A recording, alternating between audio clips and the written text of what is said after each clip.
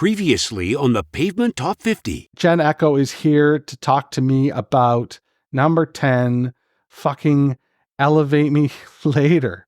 This is a great song to kick it off. Jen, what are your initial thoughts about Elevate Me Later? Well, I could tell you in 94, I was really waiting for this record to come out. And to me, this song, I thought this could have been the opener on the record. It sounded like it could have been from the Watery Domestic like recording session, because it just had more of that kind of smooth feel to it. Hey, this is Westy from the rock and roll band Pavement, and you're listening to the Countdown. Hey, it's JD here, back for another episode of our Top 50 Countdown for seminal indie rock band Pavement. Week over week, we're going to count down the 50 essential Pavement tracks that you selected with your very own top 20 ballots. I then tabulated the results using an abacus and an egg beater I somehow customed into a bong. How will your favorite song fare in the rankings? You'll need to tune in to find out. So there's that. This week, I'm joined by Pavement superfan, Robbie from Grimsby. Robbie, how the fuck are you doing, man? Excellent, thanks, JD. How are you?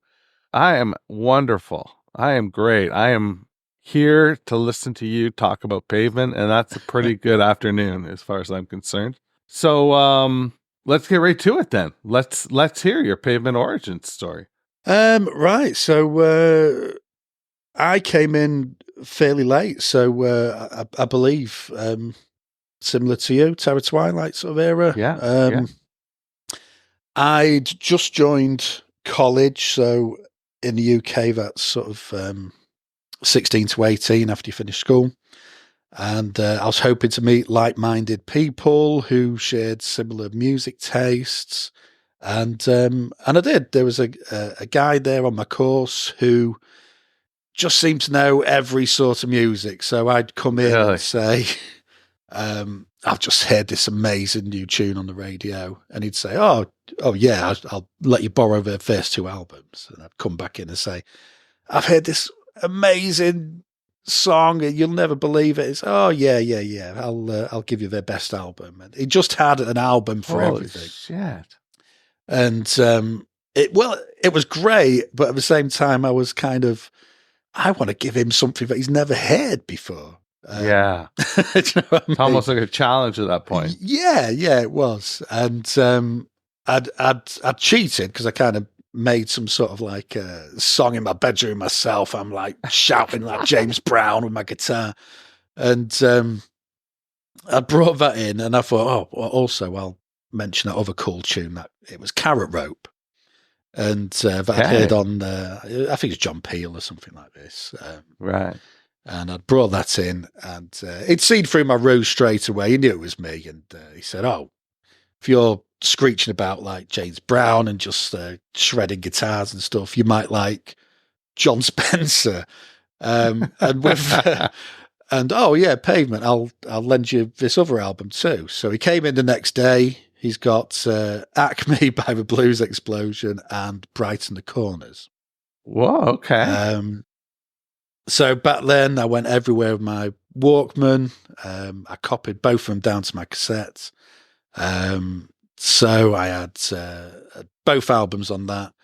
And to be honest, initially, the big hit for me was the John Spencer album. Oh, okay. Brighten the Corners was a slow burn for me, man. It was a case of, I think, there's quite a sort of slow part in the middle, you got All to Begin, type slowly, transport arranged. And I think that was a bit of a sort of a tough sell to my sort of young teenage ears. And originally I was listening to that just really to rewind to get back to John Spencer. And then I remember I could actually tell you the street I was down one day when I think Finn was playing on my Walkman, and I just had this epiphany. I'm like, holy shit, this album is incredible. and it all just clicked. Bright in the Corners just clicked. Out. And then I'd gone back and I'd said, hey, this is a masterpiece. I love Bright in the Corners. And because being the guy who he was, he comes straight in the next day. He's got Crooked Rain, Wowie Zowie. Here you go. Here's a double bill for you. And instantly fell in love. And then the next day I came in and said, why the hell did you lead with Bright in the Corners? Like, Wowie Zowie is where it's at. I absolutely loved it from there on in. And so I've never really understood the narrative that Wowie Zowie was the difficult album. When, for me, Bright in the Corners was a slow burn, and Wowie Zowie just sounded like, well, and Crooked Rain as well, to be fair. Oh my God. Was just hits end to end. But yeah, that was pretty much it from there on in. That was pretty much my favourite band, and I must say. So how old were you, would you say? You're about 18? I'm about 16 at this age. 16. Oh, yeah, wow. So yeah. They've been with you for a long time now. Honestly, I must have worn that cassette with Crooked Rain and Wowie Zowie out. Although Wowie Zowie, for the longest time, the cassette ran out just at the start of Pueblo. So I'd just get to Malkmus's sorry, I've had a couple of drinks. Vocal, and it would just cut off.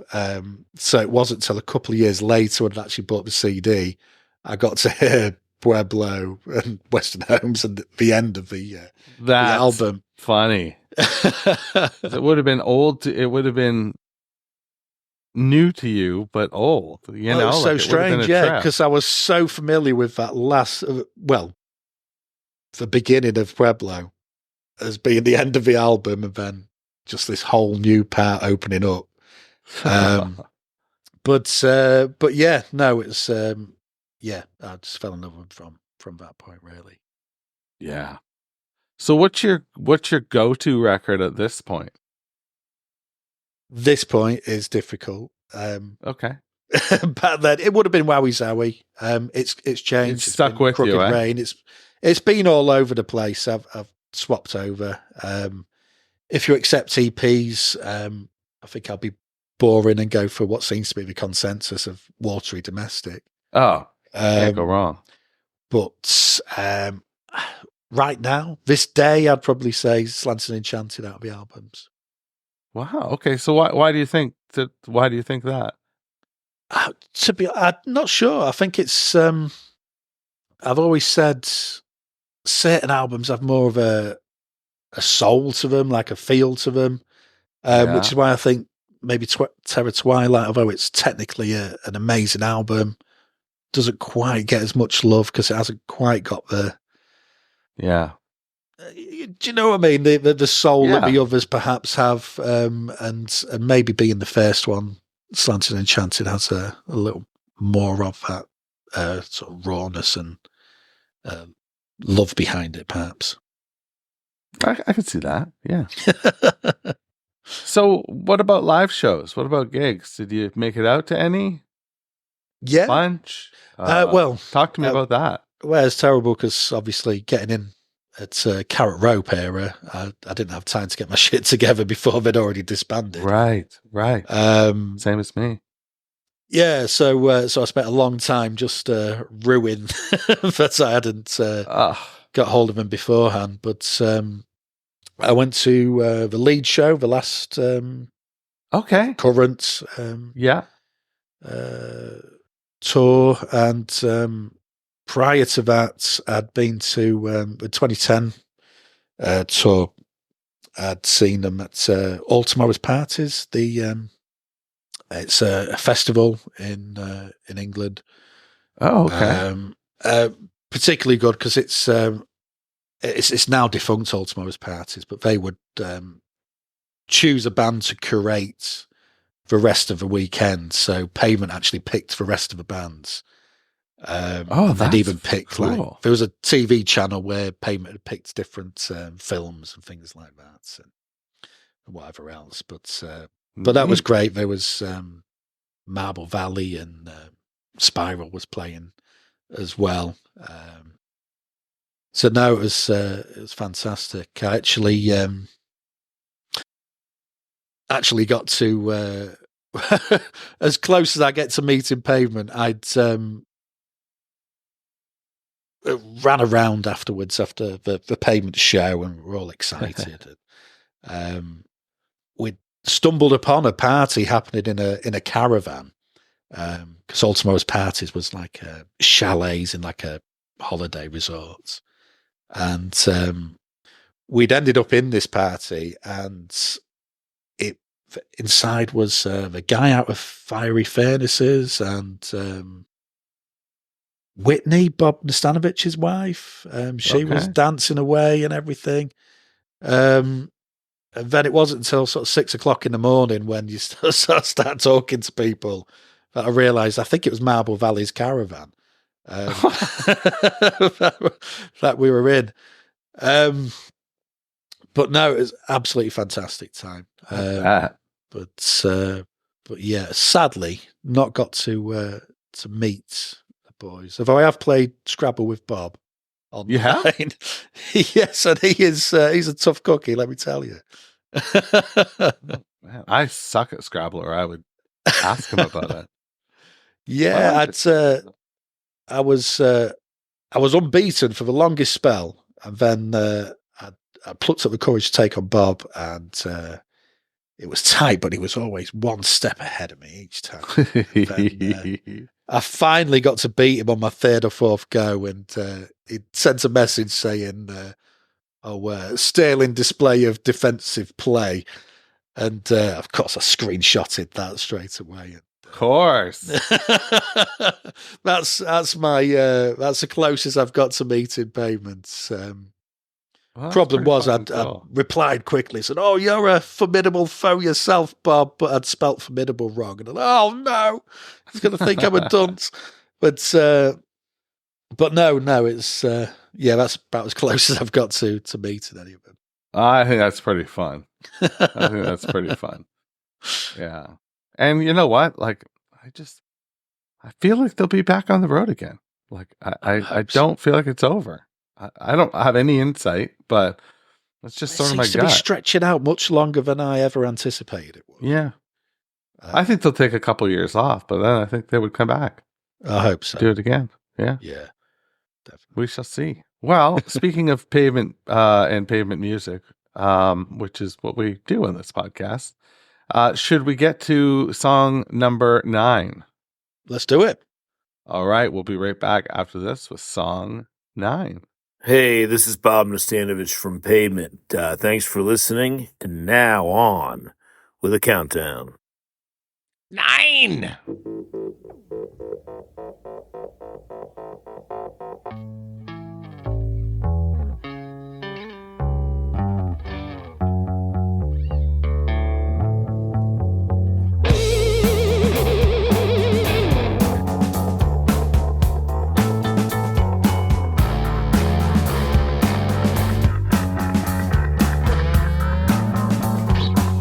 They tend to wiggle when they walk. The infrastructure rots, and the owners hate the jocks with their agents and their dates. If the signatures are checked, You'll just have to wait. and we're counting up the instants that we saved. Tired nation so depraved, from the cheap seats see us wave to the camera. It took a giant ramrod to raise the demon settlement, but hi-ho, silver ride.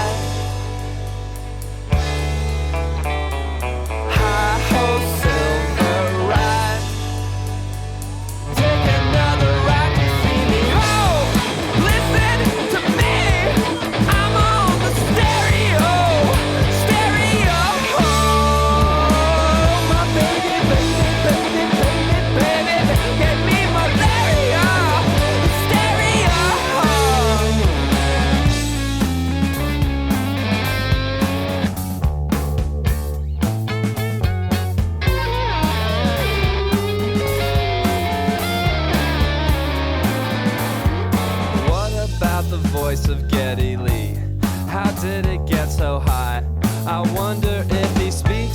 an ordinary guy. I know him, and he does. And you're my fact-checking cuz.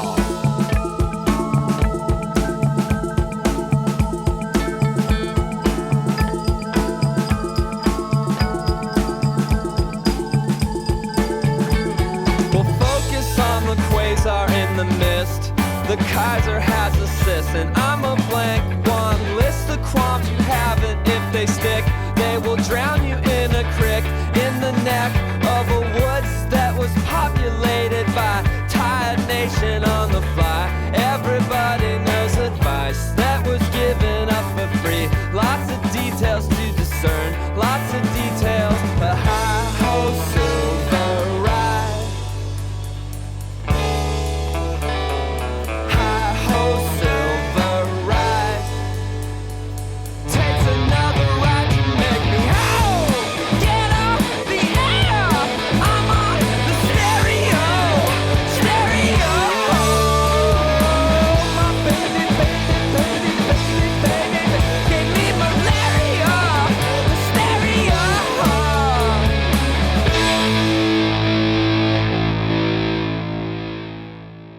Song number 9, Stereo.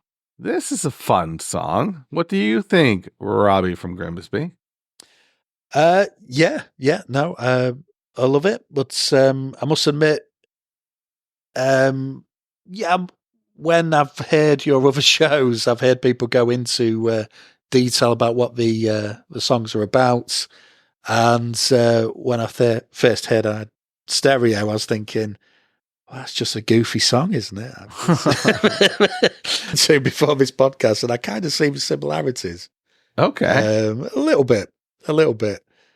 And he just wanted to do something funky with a catchy bass line. So I think, it's fair that there wasn't a lot of deep meaning behind Stereo. But this was probably the second Pavement song I ever heard. Given that, I was Bright in given the Corners. Bright in the Corners. First track. And it's very accessible. It's very poppy. I think had Bright in the Corners started with some of the slower tracks, maybe I would have been the Pavement fan that I am, really. But yeah, it hooks you in. Sure does. And I think it's probably a good choice as one of the singles, rather than because obviously Wowie Zowie had some sort of interesting choices singles. Yeah, I think we probably did all right with Bright in the Corners. I did find that pigs they tend to wiggle when they walk is a line from some punk band from Stockton. Really? The Authorities, which Malkmus mentioned. Nice dig. He said it's because he was some sort of skater dude back then, and it was all sort of anti-authority stuff back then, which is a nice little sort of vignette about how he was sort of spending his time as a teenager.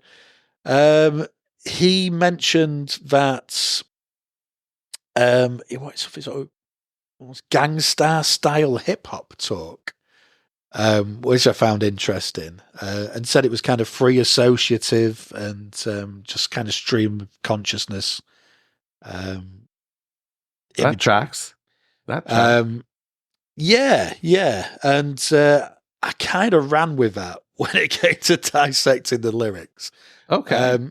So this all might seem a bit of a stretch. In fact, I spoke to my wife before coming on and mentioned some of these. And she said to me, Rob, you've gone full Derivon Saron again, which is a reference to when I was studying English. And there's a line in Dubliners by James Joyce. Derivon Saron is supposed to be this meaningless phrase in it. And I couldn't handle that it was meaningless, and I was trying to find a meaning all the way through. And the rest of my class just looked at me with a mixture of pity and just kind of disgust, perhaps. And my teacher was kind of like, "Oh, it's okay. We all get into things quite heavily sometimes. Maybe it was came across as a bit of a fever dream." But yeah, so considering that he said it's free associative and it's stream of consciousness, I was looking at the start of it. So the start, as we know from his interview, is this Authorities song. I thought when he said tired nation so depraved, from the cheap seats he moves to, he's gone with depraved and deprived. And then wave to the camera. You're going to have to stick with me on this one. Okay. Wave to the camera. I'm not sure if he's thinking chimera, being a Greek, a Greek mythological monster. Oh. Which took a giant ramrod to raise the demon settlement. Chimera was a monster that raised settlements with daemons in, being sort of almost deities. So this is perhaps sounding a bit far-fetched, but Malkmus is an educated dude, and he likes a cryptic crossword. So I'm thinking maybe along those lines. And the jocks, agents, dates. I'm not sure if he's thinking of jockeys and agents. I know there's a familiar sort of theme through some Pavement songs, sort of racing parlance and things like this, horse racing. Dates and signatures, these go together, sign and date this. So as you go through, it does kind of, you kind of have to stretch a little bit to go from one line to another. You really do. Yeah, some of these, I've got all sorts here. Some of these are like half anagrams and all kinds of like things. Are you fucking kidding me? I'm not sure if I should divulge some of these, whether you all think I'm mad. Nation so is almost like instance. You kind of get instan. Jock rot is a fungal infection of the groin. Oh my god. So these are sort of two lines. I didn't even realise that Kaiser had a cyst. Kaiser Frederick III had throat cancer. So that's a reference to him, I assume. And then obviously you've got the very obvious one. We'll try and in the crick of the neck of the woods, which is a very sort of smart, nice lyric, which sort of runs on from each other very neatly. But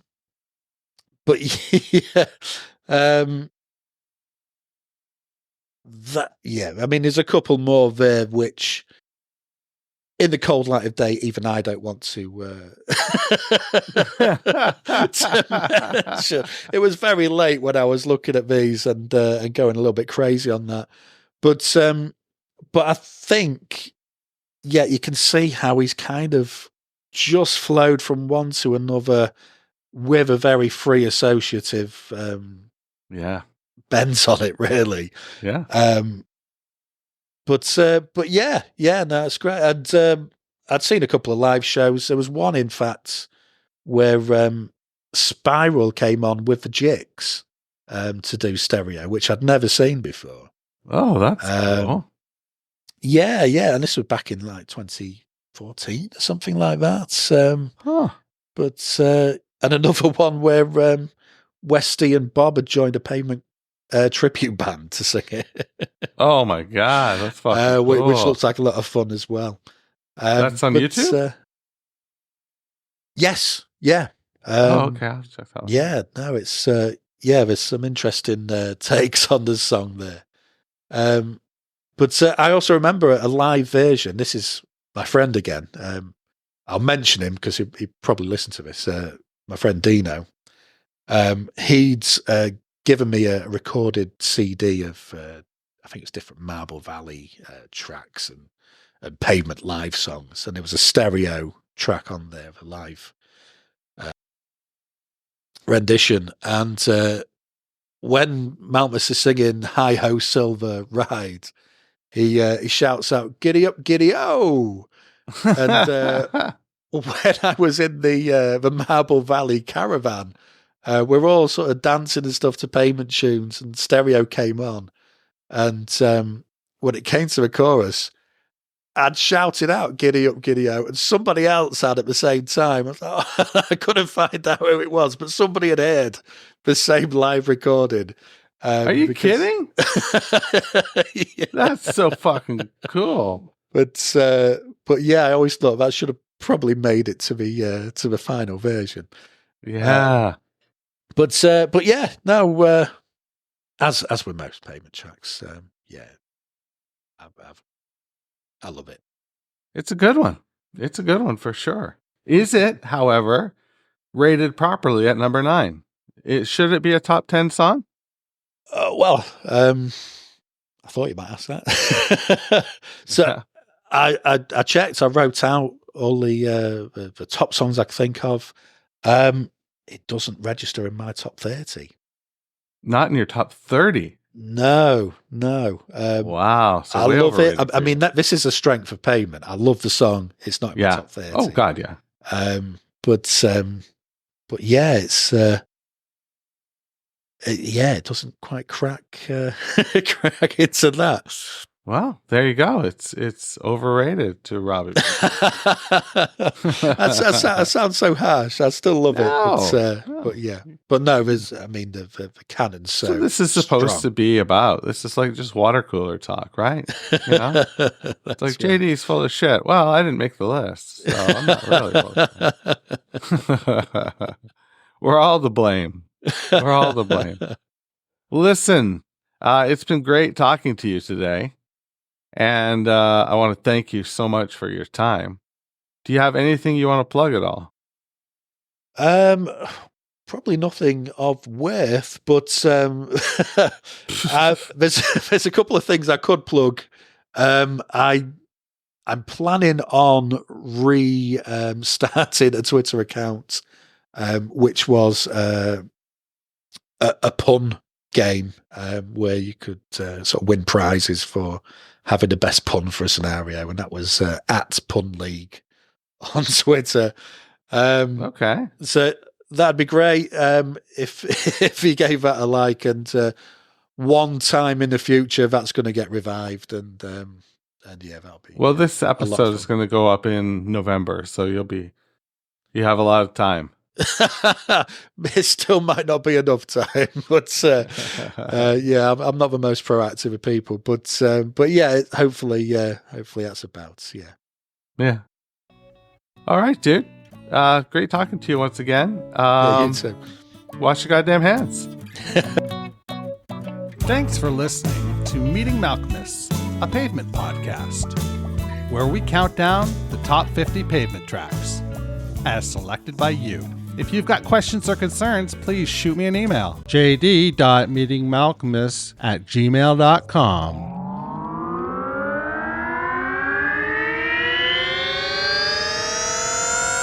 To podcasts and such.